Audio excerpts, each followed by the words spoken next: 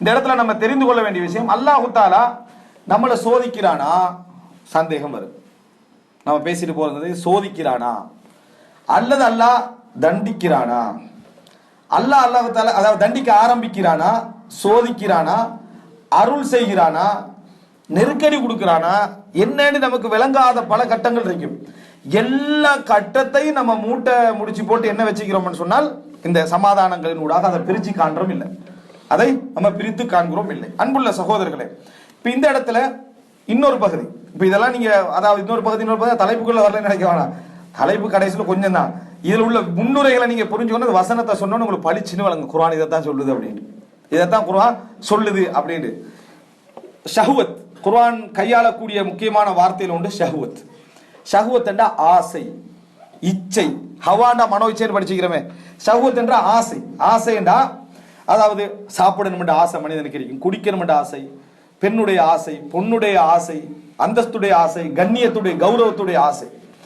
இதுல குர்ஆன் சொன்னால நீங்க அப்படியே எடுத்து பாத்தீங்கன்னா இந்த ஷஹ்வாத், குர்ஆன் எங்கேயா ஷஹவாத் அப்படின்னு வந்தால், ஆசைகள் இச்சைகள் என்று வந்தால் இது எல்லாத்தையும் குறிக்கும். ஆனா நமக்கு வாசிச்சோன்னே இச்சை அப்படின்னு வந்தோடனே பெண்ணை மட்டும்தான் குறிக்கும். நம்மளோட சிந்தனையில முதலா போறது எது? பெண் ஆசை. அதைத்தான் அல்லாஹ் ஷஹ்வத் என்றான், ஆசை என்றான். அப்படி இல்லை. குர்ஆன்ல எங்க ஷஹவாத் என்று வந்தாலும் அது என்ன குறிக்கும்? இச்சைகள் என்று வந்தாலும் அந்தஸ்து, பதவி, இந்த ஆசையை குறிக்கும். பசி, அதே போல என்ன இந்த குடிக்கிறது, அதே போல கண்ணியம், கௌரவம், அது போல பெண் ஆசை, பொன்னாசை, பொருளாதாரம் எல்லாத்தையும் குறிக்கும். இந்த ஆசைகளிலேயே பலமான, ஸ்ட்ராங்கான, இருக்கிறவருக்கே உணர முடியாத ஒரு மோசமான ஆசை என்ன தெரியுமா? எதென்று நீங்க நினைக்கிறீங்க? உள்ளத்தை பற்றிய வாசிப்பு இருந்தால், உள்ளத்தை பற்றிய சிந்தனை இருந்தால், உள்ளத்தை பற்றி நம்ம எப்பயும் பேத்துக்கு சரியான முறையில் பார்த்துக்கிட்டு இருந்தோம்னா நமக்கு தெரிஞ்சிருக்கு நம்மளோட பவாதி உத்தாஃப், பலகீனமான இடங்கள். எந்த எல்லாத்தையும் ஒருத்தரா சொல்லி முடிச்சிடலாம் சரியா? எந்த ஆசை பலமான ஆசை என்று குர்ஆன் சொன்னாலும் சொல்லுது. இப்ப நான் சொன்ன பட்டியல சொல்லுங்க. என்ன? பெண் ஆசை, அடுத்தது பொன்னாசை, அடுத்தது அந்தஸ்து கௌரவம், அடுத்தது பொருளாதாரம், அடுத்தது பசி தாகம். இப்ப அவர் பொருளாதாரம், அந்தஸ்து, பாரக்கல்லாஹு ஃபீக்கும், அந்தஸ்து இருக்குது. இதுதான் குர்ஆன் சொல்லக்கூடிய ஆசைகளிலேயே மிக மோசமான ஆசையாக குர்ஆன் சொல்லுது. மனிதன் பொருளாதாரத்தை கூட சில இடங்களை விட்டுருவான் அந்தஸ்துக்காக.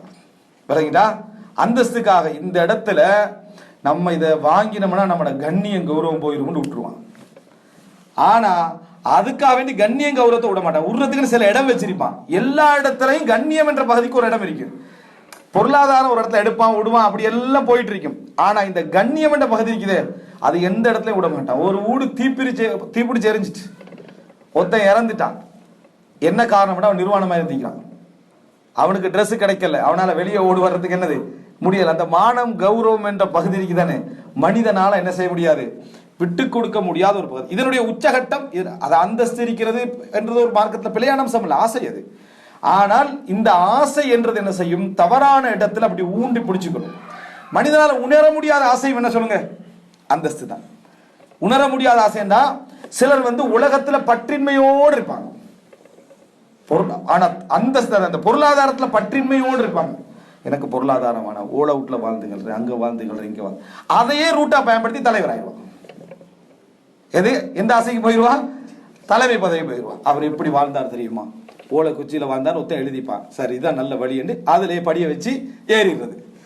எப்படி அந்த ஏழ்மையில இருக்கிறத, அதுல வறுமையில இருக்கிறத ஒரு ரூட்டா வச்சு தனது பதவி ஆசைய அதை வச்சுக்கொள்வான். இதனாலதான் நிறைய பேரை பார்க்கலாம், அந்தஸ்து என்றதை அடைகிறதுக்கு பொருளாதார பணிவைத்தான் காட்டுவான். அவர் அதை எடுக்கல, அவர் இதை வாங்கல, அதனால அவர் அமைச்சராக இருந்து 100 ரூபா தான் வாங்கினார் அப்படின்னு பப்ளிக்கா வணங்கிட்டா. அப்படி அப்படின்னு இந்த பொருளாதாரத்தை ஒரு பற்றில்லாம இருக்கிறதையே ஒரு ரூட்டா பயன்படுத்துவான். இதுக்கு சீட்ல உட்கார்றது, அந்தஸ்துக்கு கௌரவத்துக்கு பயன்படுத்துவான். இந்த பொருளாதார இந்த அந்தஸ்து என்ற ஆசை இருக்குதானே, அது சில நேரங்கள்ல நம்மிடத்தில் இருப்பது நமக்கு வழங்காது. காரணம், நம்ம சமாதானம் செய்வோம். நம்ம தான் பொருளாதாரம் வானாண்டு வாழ்றோம், எதுவுமே இல்லைன்னு வாழ்றோம், தேவையில்லைன்னு வாழ்றோம். நமக்கு பதவி ஆசை இருக்குமா? இருக்கவே இருக்காது. அவரே என்ன செய்வாரு? அவருக்கு சொல்லிக் கொள்வார். இவர் நிறைய பேசக்கூடிய வாக்களை பார்க்கிறோம். எனக்கு இந்த தலைமைத்துவ பதவி என்ன செய்யாது, பிடிக்காது, அதனாலதான் நான் முன்னாலேயே போறதே இல்லை, நான் எந்த இடத்துக்கு பேசிக்கிட்டே இருக்கிறத பார்த்தா நமக்கு ஒரு கவலை வரும். இவர் தலைவராகிட்டா நம்ம நிம்மதியா இருந்துடலாம். ஏன் தெரியுமா? இதை கேட்டு கேட்டு நம்மளால என்னது, இந்த சீதனம் வாங்காம இருந்து வைஃப்ட 20 வருஷமா நான் என்னது நான் சீதனம் வாங்கி முடிச்சனா இல்ல, அதை பாரு அப்படியே சொல்லிக்கிட்டு இருப்பாங்களே அந்த குரூப். இதுக்கு சீதனம் எடுத்து முடிக்கிறது என்னது நல்லது, அவ்வளவு வேதனைப்படுறது. நீ செஞ்ச கடமையை சொல்லி காட்டிக்கிறது கடமை, ஒரு சிறப்பே இல்லை. அதை சிறப்பா சொல்லி காட்டிக்கிறேன். நான் சீதனம் வாங்கி நான் 30 கல்யாணம் முடிச்சு 40 வருஷம் அப்பயே சொல்லிக்கிட்டு தான் இருக்கிறான். இதை விட வாங்கி இருந்தா அவன் நிம்மதியா கௌரவமா கண்ணியமா என்ன செஞ்சிருப்பாங்க இருந்திருப்பாங்களோன்னு நினைக்கிற அளவுக்கு இந்த செயல்பாடுகள் என்ன செய்யும் இருக்கக்கூடிய நிலைமை நம்ம பார்க்கிறோம். இதே மாதிரியான ஒரு அம்சம் தான் இதை வைத்து நம்ம என்ன செய்யறது, இந்த மாதிரியான கண்ணியம் தெரியும். எனவே இஸ்ஸத் அல்லாஹ் தஆலா சொல்றான், இத்தகில்லாஹ் அவர்களுக்கு சொல்லப்பட்டால், அல்லாஹ்வை பயந்துங்கன்னு சொல்லப்பட்ட அஹதத் ஹுல் இஸ்ஸத்து பில் இஸ்ம், பாவத்தின் பெருமை அவனை பிடித்துக் கொள்கிறார். இஸ்ஸத் என்றது அந்த கண்ணியம், அந்த இடம், ஸ்டேட்டஸ், அது அவனை என்ன செஞ்சிருது பிடித்துக் கொள்கிறது என்று அல்லாஹ் தஆலா சொல்றான். அவனை பணிய விடாம இது என்ன செஞ்சிடும் பிடித்துக் கொள்கிறது அப்படி என்றான். ஒரு மனிதன் அல்லாஹ் ரப்புல் ஆலமீன் அழிக்கணும் அப்படி என்ற நிலை இருந்தால் இந்த இஸ்ஸத் இருக்குதானே, இந்த கண்ணியத்தின் ஊடாக அழிப்பதை போல அல்லாஹ் வேற எதிலே அழிக்கிறது இல்லை. ஒருத்தனை அழிக்கணும் அல்லாஹ் ரப்புல் ஆலமீன் நினைக்கிற நேரத்தில் கண்ணியம் கௌரவத்தின் ஊடாக அழிப்பதை போல அல்லாஹ் தஆலா வேற எதுவும் வேண்டாம். அந்த கண்ணியம் என்றது நீங்க ஃபர்ஸ்ட் சொன்ன வார்த்தை பெருமையோட வந்து நிற்கும். எதோட வந்து நிற்கும்? பெருமை என்ற அந்த பகுதியோட வந்து. சரியான கண்ணியம் என்ற கண்ணியம், அடுத்த பகுதி என்ன? பெருமை. அந்த பெருமை என்ற பகுதியில வந்து நிற்கும். பெருமை என்ற பகுதி வந்துட்டு அப்படி என்று சொன்னா சுபஹானல்லாஹ், மூசா அலைஹிஸ்ஸலாம் ஊரை விட்டு ஓடுறாரு, கூட்டத்தோட ஓடுறாரு. ஃபிரௌனுக்கு என்ன தேவையா இருந்தது? இந்த ஊரை விட்டு போனா நான் நிம்மதியாயிருப்பேன், பேசாம இருந்திக்க அந்த கடல்ல விழுந்து அழிஞ்சிருப்பானா, அழிஞ்சிக்கிறான். பின்னால ஓடினான், விரட்டி ஓடினா. ஓடினவங்களை விட்டுருந்தா கூட அவன் என்ன செஞ்சிருப்பான், தப்பிருப்பான். அல்லாஹ் அழிக்கணும்னு ஒருத்தனை நினைச்சிட்டான்னு சொன்னா அதை அந்த ஒரு மூமினுக்கு தான் விளங்கும். இதுக்கு அடுத்த ஸ்டெப் வச்சா அது எனக்கு அழிவு தான். இதுக்கு அடுத்த ஸ்டெப் என்ன? அழிவு தான். உடனே தௌபா செய்யணும்ன்றது யாருக்கு விளங்கும்?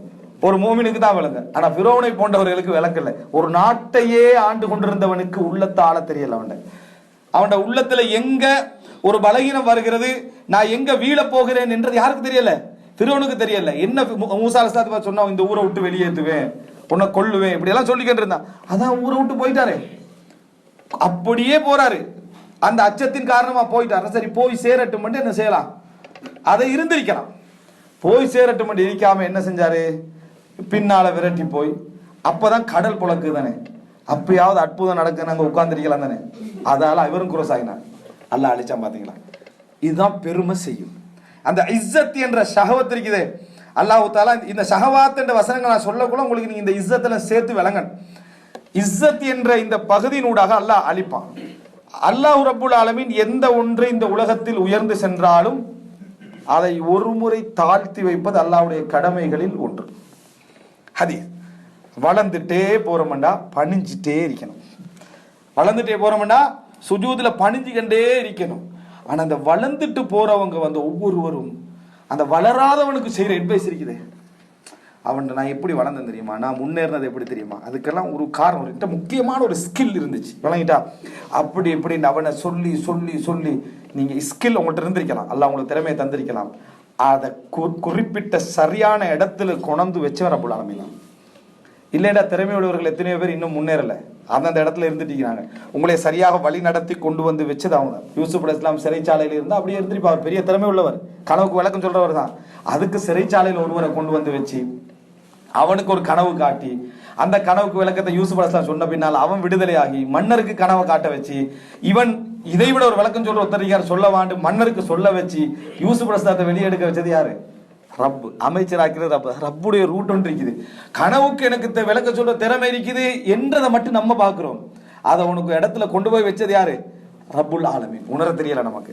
அல்லாஹ் ரப்புல் ஆலமீன் இந்த மாதிரியான அந்த இஸ்ஸத்துடைய வடிவத்தில் அழிக்கிற முறை இருக்குதே, அது ஸ்ட்ராங்காக இருக்கும். அது என்ன செய்யும்?